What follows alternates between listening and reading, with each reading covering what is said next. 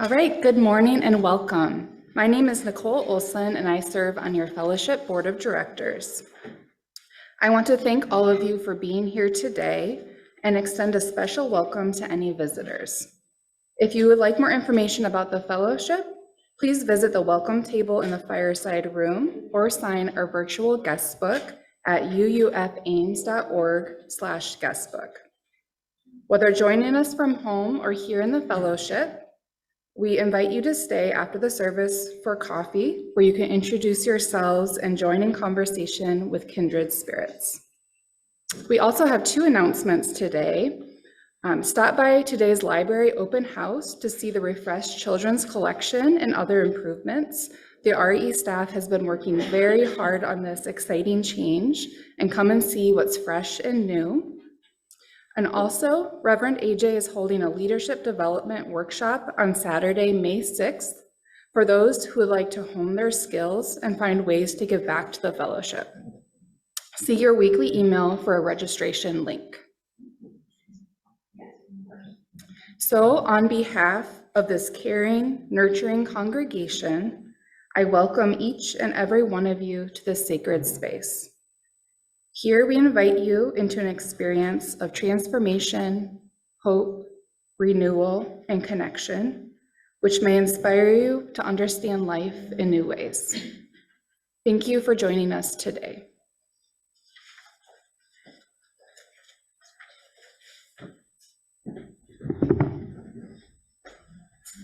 Thank you, Nicole, and good morning, Central Iowa and beyond. My name is Reverend AJ Galazin. I'm your interim minister. My pronouns are he and his, and we're so glad that you've joined us today. Wherever you are on your spiritual, ethical, or questioning journey, you are welcome here. Do you love to sing? Do you love music? Are you a musician? I will be hosting a music roundtable following the service next Sunday. Please join us to discuss the future of music here at the fellowship. And remember, music is the rhythm of our lives. I just made that up. Today is Social Justice Sunday, where we focus our attentions on working for good causes. Last month, together, we sent almost 100 letters to our representatives in support of food programs for Bread for the World. Yeah? UUFA members are active and involved in many great programs that help the larger community. And the kids drew pictures that we sent in. Yeah? It's awesome. Once a month, we gather to share news and ideas and invite others to join this work. No experience necessary.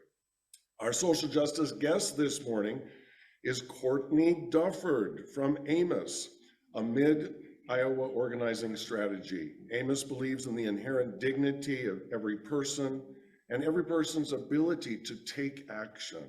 Amos seeks to channel individual actions into a responsible and powerfully organized force.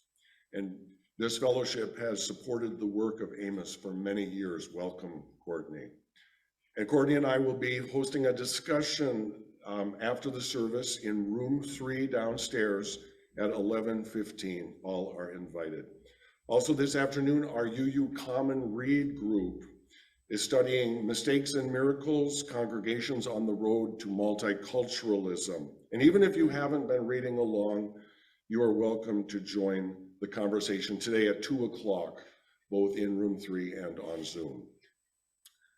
Let's turn our hearts and minds to worship. And our opening words this morning come from Reverend Adam Lawrence Dyer. Sometimes I am adrift in my faith, all at sea. I must remind myself that not only can I swim, but I can read the sun and the moon. I know the smell of the storm on the horizon and the buzz of the fly that says, "Land ho." I am adrift, and I am nearer the shore than my parents or my ancestors, shadowy figures from books whose battered and used up bodies manage to lift me above the waves to breathe the sweet sea air. Though waves will rise as high as my brow, I am able to hold my breath until they ebb and I can breathe in the sun again. I am adrift. All around me is an ocean. I am a land creature by nature. I have no gills or fins or scales, and my blood is warm. This ocean could consume me with its temperature, its toxicity, asphyxiating, dehydrating. It is not my natural element, but it is beautiful and enticing. An endless plain of silken, ultramarine, and white lace. It enfolds me every so often in an embrace, and I rest, but briefly. I am adrift, and the silken seawater across my skin can send a chill or lap at my neck. Oh, how I long for dry land, dry, safe land, placing my feet on terra firma, terra familiar, where I know I can stand and be seen with my face turned up to the sun, saying, yes, I know I'm not a fish. I am not the other. I am human and I can swim. So I am adrift, held aloft by my forebears, standing above the waves, walking on water.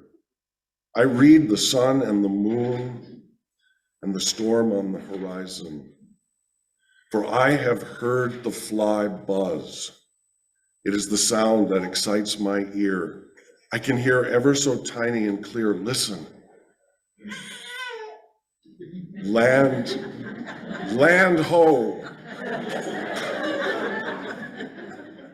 Our chalice lighting this morning is a responsive reading from Fulgence and Dagi Gaman.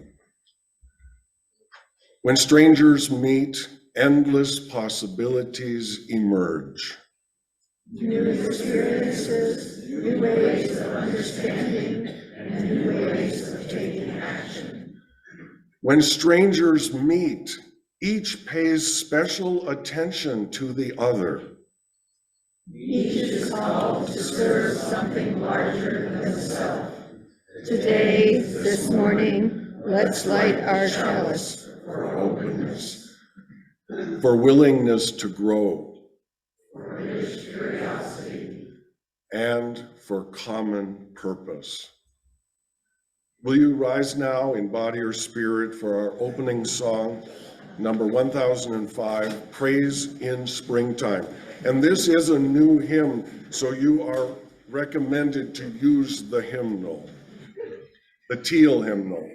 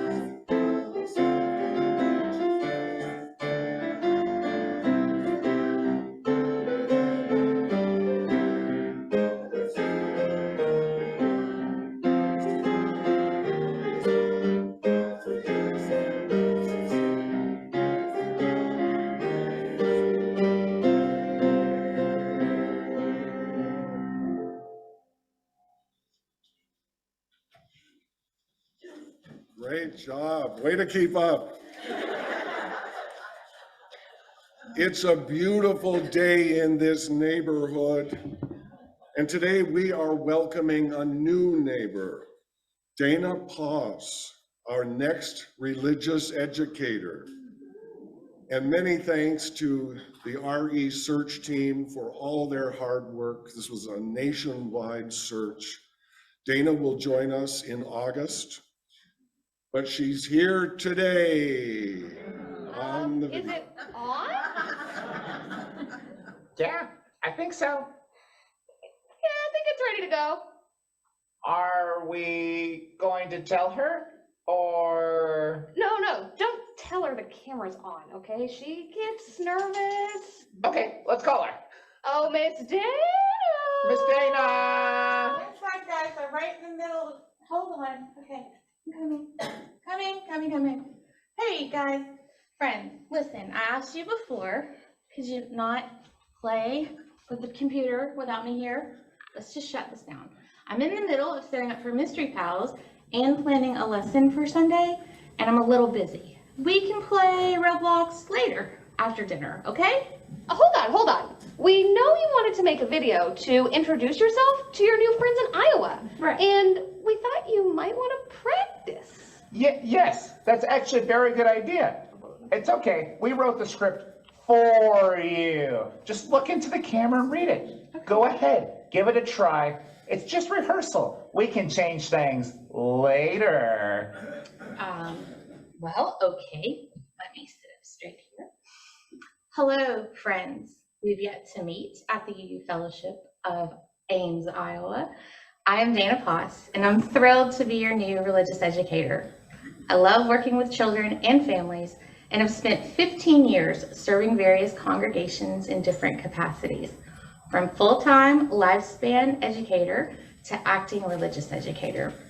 I've built programs in large and not so large UU congregations, from Atlanta to Idaho to Pittsburgh. I've also been called upon to consult with congregations who were building their own programs to help them get off the ground. I've also worked in camps for all ages in North Carolina and California, and spent a few years as a youth advisor and a dragon slayer, and I once swam the English Channel. Friends, you just made that last part up. I didn't actually say that. Yes, we know, but we thought it sounded good. And besides, it's just practice. Now, tell them more about what you like to do when you aren't religious educating. Is that even grammatically correct? Okay, well, I love working with my hands, so much so that I was once a contractor in my former life. Nowadays, I like working in the garden and around the house and spending time listening to records and watching old movies with my husband. I've always lived near rivers, so I really enjoy kayaking and fishing. I even have a friend who's teaching me to fly fish, and I was just getting that 10 o'clock, 2 o'clock, 10 o'clock, 2 o'clock thing down, but then he went to live in Thailand recently, and Dana, yeah, yes. you're rambling. Oh, right. Tell them what you're looking forward to in Iowa and stick to the script, please. Okay, right.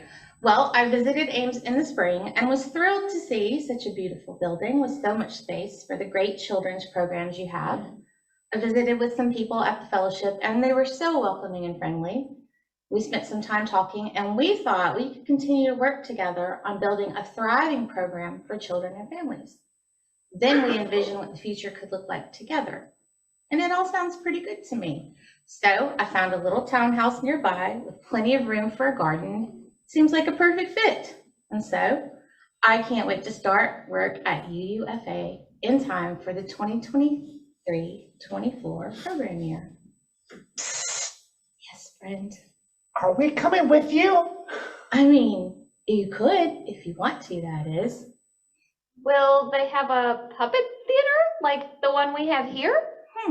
Well, I'm not sure, but if they don't have one, I think they may let us create one there. Yay! Wait, is the cat coming too? Of course Meadows is coming. We're all family, guys. Oh no, I'm tired of being a cat toy. Friends, it will be fine. And I'll keep sewing you up as needed. Thank you, Ames, for this wonderful opportunity. I'm looking forward to meeting you all in person this summer, along with my friends. Did I do okay, guys? What'd you think? Really need to delete that part about slaying dragons. And oh goodness, was the camera on the entire time?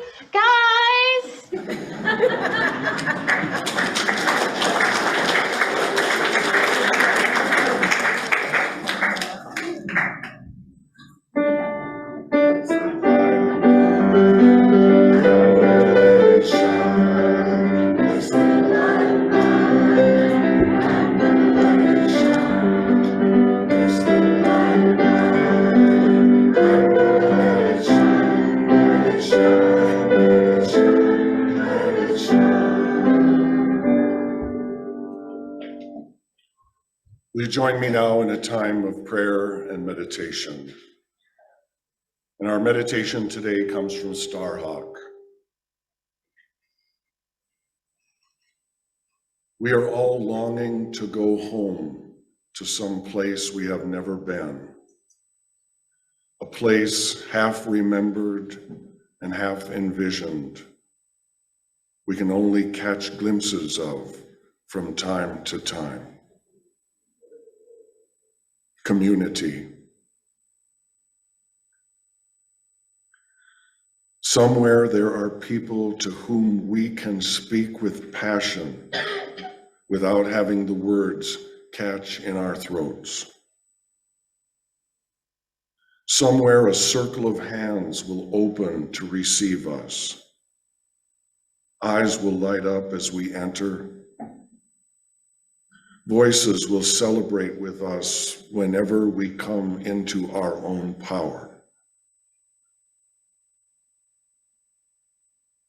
Community means strength that joins our strength to do the work that needs to be done. Arms to hold us when we falter. A circle of healing. A circle of friends. Some place where we can be free. May it be so, and amen.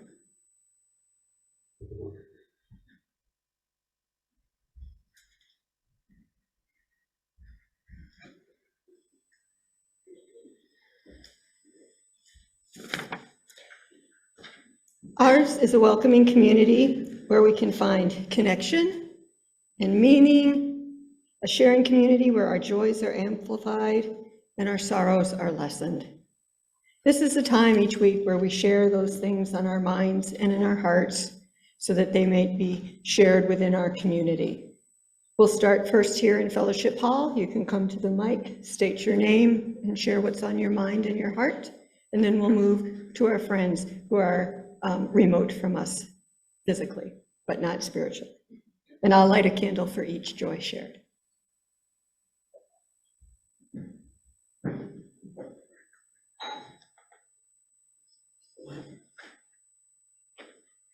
One last candle for those thoughts and feelings that were not shared but are held in our hearts. May the community help us with all of those as we move forward in the coming days. And now a moment of silence.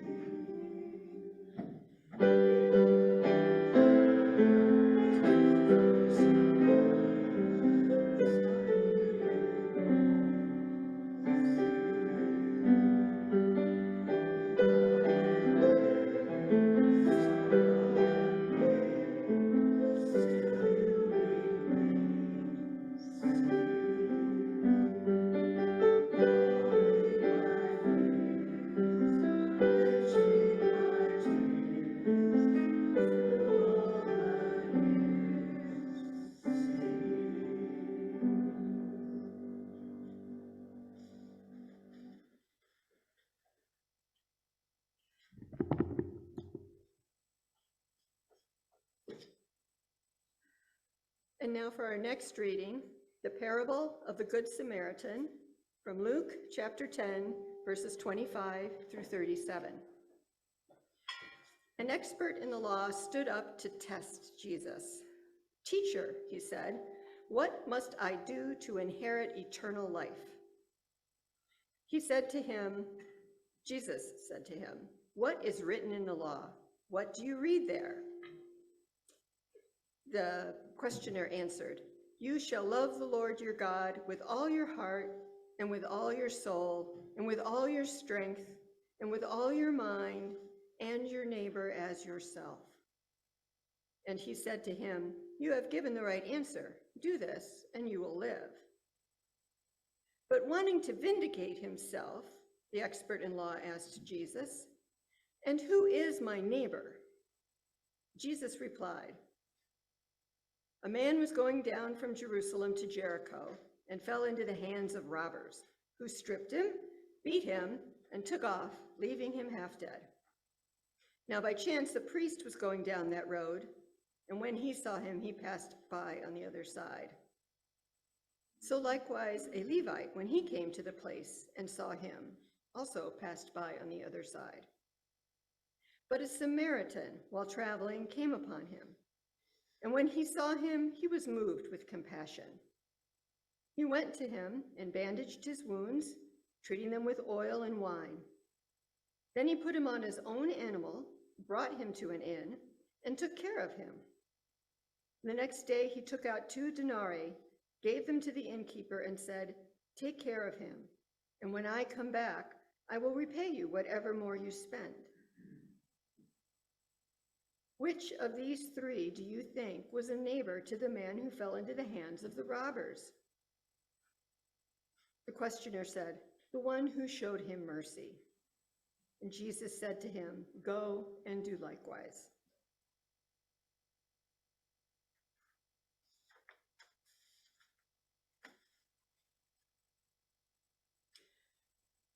We will now give and receive our offering.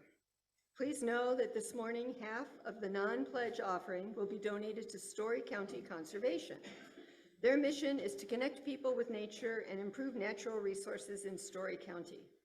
They acquire and manage property for this purpose and develop conservation and recreation programs throughout the county. The other half of the offering will support programs here in our fellowship that make this a community of transformation. We'll pass the basket here in Fellowship Hall, but for those at home, you can visit uufames.org/give to make your contribution. And if you are visiting with us today, please know that your presence here is gift enough.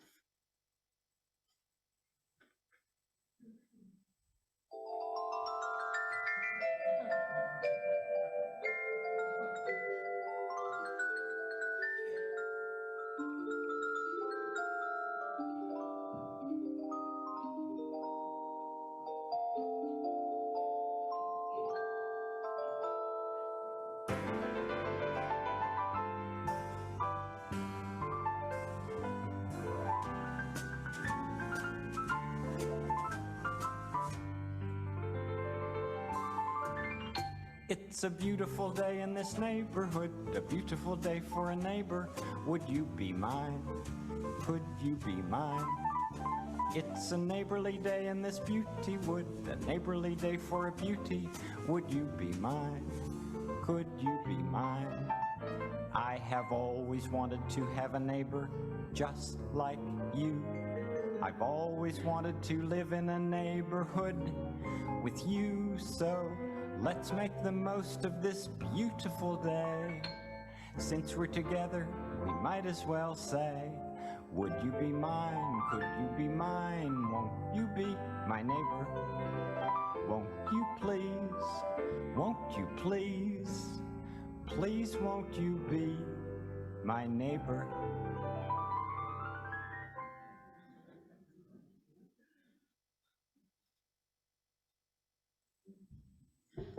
His zipper never got stuck.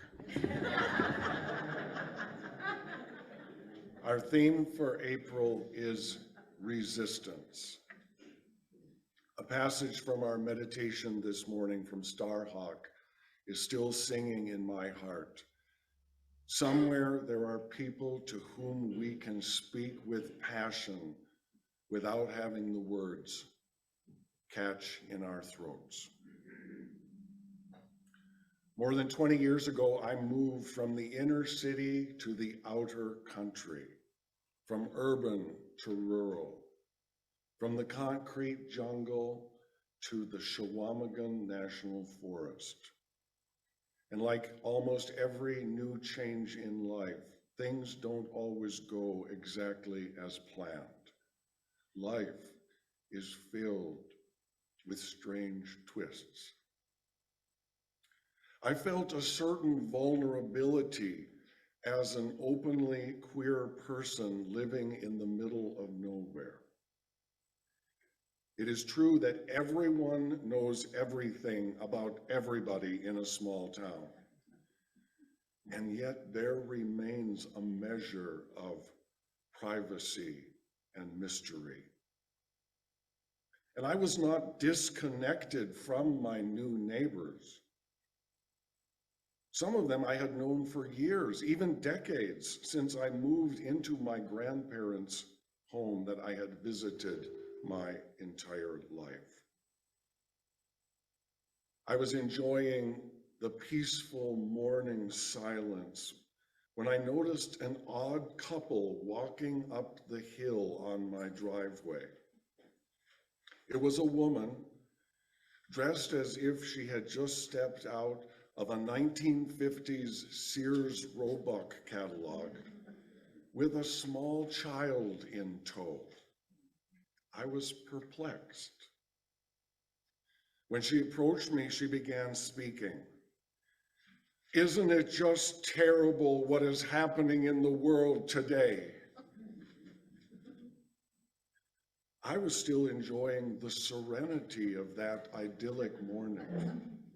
My first thought was that her car had broken down on my lonely stretch of highway, and she needed rescue. Was she lost in the woods?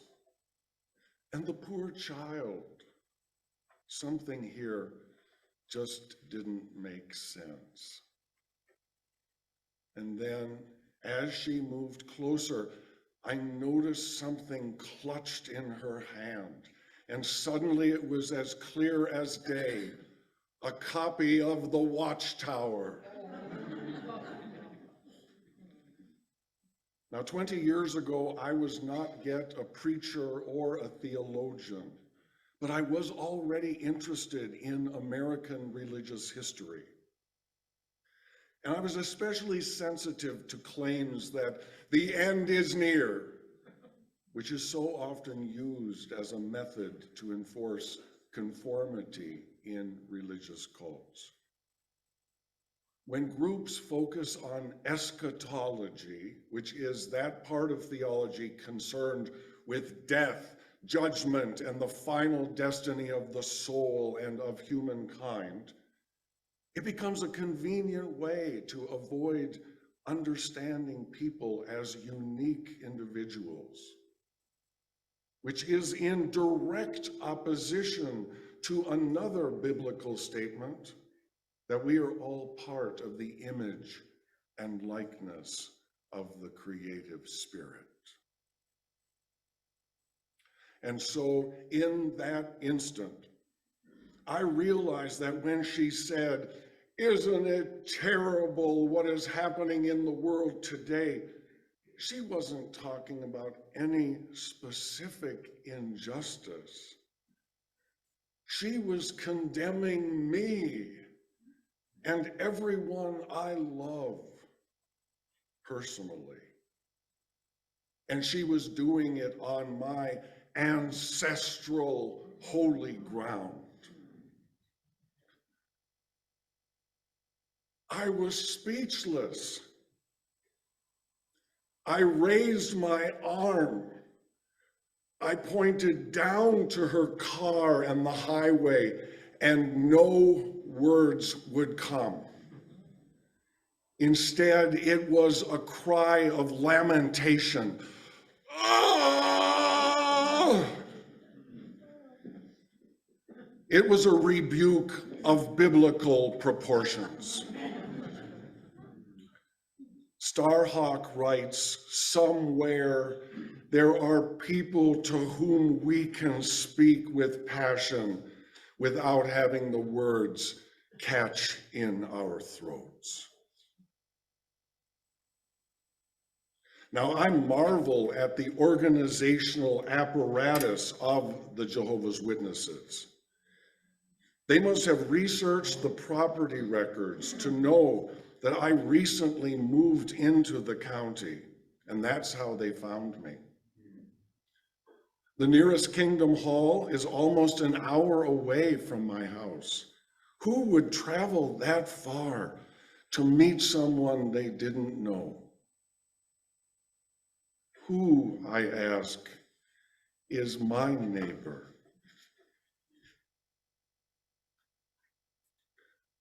A few months ago, I was in Des Moines for the Clergy Council of Amos. I was sitting right next to the Catholic bishop.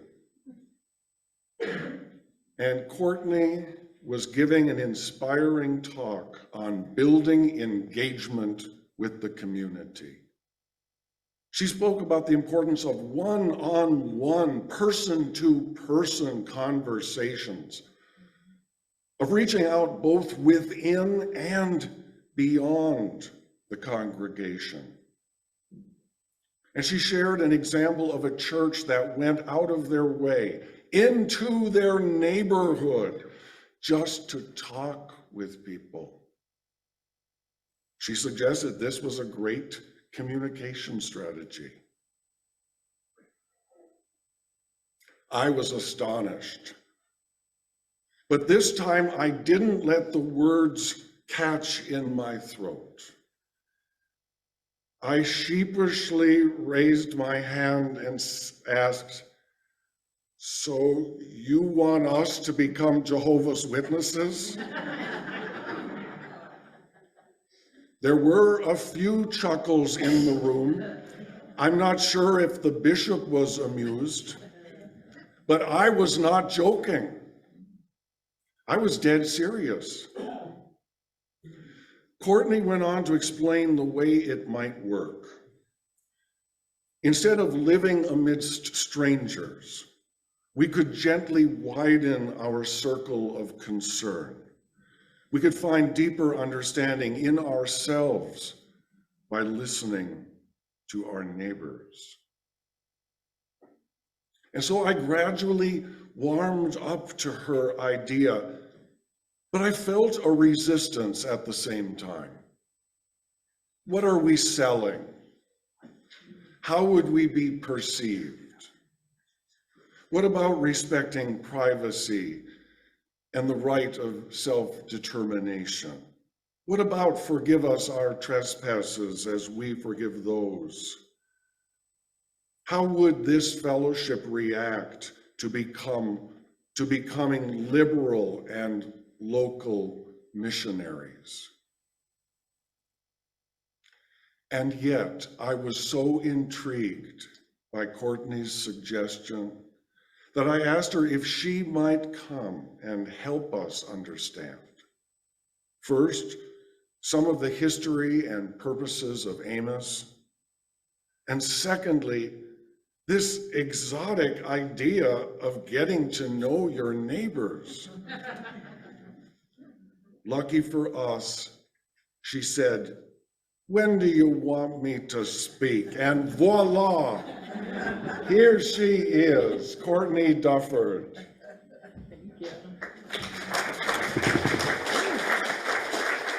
Good morning, UUFA. It's very good to be with you. I moved to Iowa in January of 2020 and was with you all in Sunday worship before the world shut down. So it's very good to be back with you, but my goodness, a lot has changed in the world since then. Amos is an organization of organizations. So there are 40 churches and nonprofits and schools and neighborhood groups throughout central Iowa, including UUFA, who come together to build relationships, understand what's going on in the lives of families, and then because these 40 organizations represent over 10,000 families, We have the power to be able to do something, not just talk, but to be able to do something about the pressures impacting our families and our dreams and our imaginations for our communities. But those dreams, those concerns, those don't just appear out of nowhere. We understand what's going on in our community through hundreds and hundreds of local conversations. People talking, with people who they sit next to in pews every Sunday, talking with people in our neighborhoods outside the walls of our buildings, talking across organizations, people from different faith traditions talking with one another. And through that, we encounter one another. We begin to see not just what our stereotypes are of someone, not just what we think is going on, but to have people articulate and tell their own story about what's going on in their lives. And through that, we begin to get a new imagination about what could be possible, what we want our world to look like together. So Reverend AJ mentioned a couple of those tools that we use: one-on-one conversations, we do small group listening sessions, and we do neighborhood walks, where we go out and talk to folks in congregations, or I would say outside of congregations, outside of schools, to understand what's going on in our neighbors' lives. We don't wait for them to come to us, but going intentionally to them and to be curious. I was working with a congregation during the pandemic. They had moved their building, and so as things were beginning to open up in 2021, they said, we want to intentionally go out and encounter our neighbors. We know that this has been an isolating time. We know that there's been a lot of fear, and so we want to be a church that is going and understanding where people are at in our neighborhood. And so we got together on a Saturday morning. We did a little training. We practiced. What are we going to say? What kind of questions could we ask? And then we went out. I walked with the pastor. She and I went to an apartment building right by the church. We were knocking on doors, and we knocked on this one door, and someone, peeked out at us. How can I help you? Go. We're with the church that's just down the way. We're out getting to know our neighbors. How long have you been living here? What's life like for you? And he was very skeptical. The door opened a little bit further, and he says, well, listen, I want to understand what you guys are doing with your parking lot. So our conversation started talking about a parking lot, and we got into it. He had questions, he had concerns. The pastor was able to answer that. It was good to get that out, in the open. But then the conversation changed, and we started finding out a little bit more about him as a human being. And it turns out that this man, living in an apartment building in Urbandale, Iowa, is someone who translates Egyptian hieroglyphics. And he works with museums in Cairo and London and Berlin. And, so we were fascinated. We had lots of questions about his work and how he came to be there in Urbandale, of all places. And again, the door is opening wider and wider. And at one point he says, would you guys like to come in? There's something I want. And we go inside. Now remember, this was probably August of 2021. He says, right before the pandemic, I bought this piece of art that was up above his mantle. It's from the 19th century, and I haven't been able to show it to anyone. And so the three of us sat there and looked at his painting and talked about what it meant to us, what it felt like. And then he wanted to, he had lots of questions about us. And at that point, the pastor and I had to say, we have to move on. We've got to talk to other people. But we invited him. They were having a music in their parking lot, and they invited him to come and join them for fellowship and a concert a couple weeks later. And as we walked away, Pastor Suzanne and I we took this big breath. That was encountering a neighbor.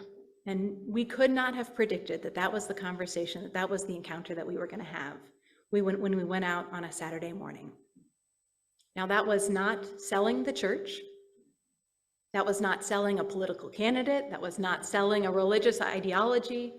That was just going out and being curious and being open to a conversation and encounter that emerged. That wasn't the only conversation that we had where we realized how lonely people had been, right? He was not the only person who talked about how isolated he felt, how he didn't know his neighbors. And so as the church came back together, they said, we want to do more outreach into our neighborhoods. We want to have more opportunities where people can gather together for fellowship and for engagement. And that at their neighborhood concert, they had 10 new people from the neighborhood who came and just joined with them. So that's the invitation to you all. What would it look like for you to encounter people in this neighborhood? There are apartment buildings, there are homes. What would it look like to go out and be curious about what's going on in their lives? And for you to share a little bit about what's going on in your lives as well. Amos is part of a national organization called the Industrial Areas Foundation. And this fall, the IAF network got a meeting with Pope Francis to talk about our work developing parish immigrant leaders and strengthening congregations through an intentional listening process that the Pope is calling on globally. So my colleagues met with him, and as they were telling stories about our work in local congregations and local neighborhoods, the Pope reflected back to us. He says, what you are doing is amor concreto. He says, you are putting love concretely into action. You are not being abstract from books or theoretical. You are encountering people where they're at, and it's out of that you all are acting on the things that people care deeply about. That is amor concreto. That is what we are called to do as people of faith. So I invite you to act your love out concretely in the world and to go be curious with the people around you. Thank you for the opportunity to be with you.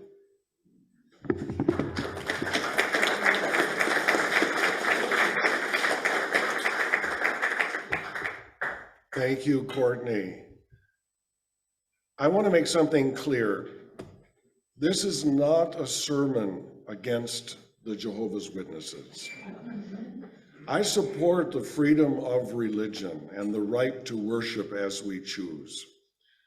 I deplore that the witnesses have suffered trials of historic persecution, and I admire the dedication to their mission. This sermon is about objecting to a status quo that accepts separation. I object to us versus them theology that divides humanity for the sake of religion.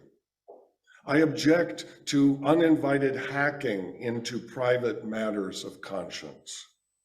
I object to supremacist theology that demeans others.